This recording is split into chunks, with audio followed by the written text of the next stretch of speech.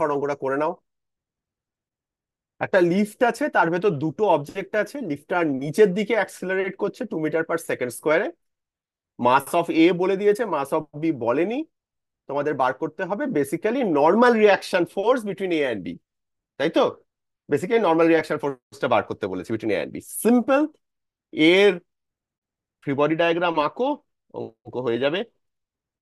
আমরা আঁকছি free body diagram of A.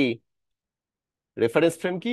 With respect to lift, যেহেতু লিফটের ভেতরে আছে তাই with respect to lift.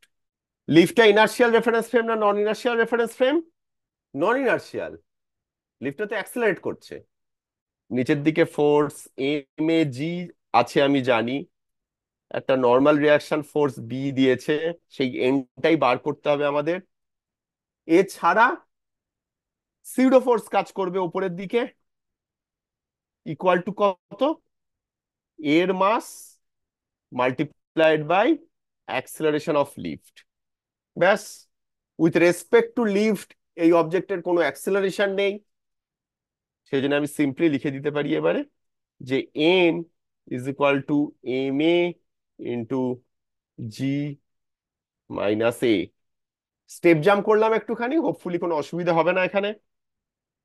M A বলে দিয়েছে আমার কত, 0.5 কেজি। জি 10 ধরে নাও, অ্যাক্সেলারেশনটা 2, তাহলে 0.5 × 8 মানে 4 নিউটন। সিম্পল, 2 লাইনে শেষ। ঠিক আছে।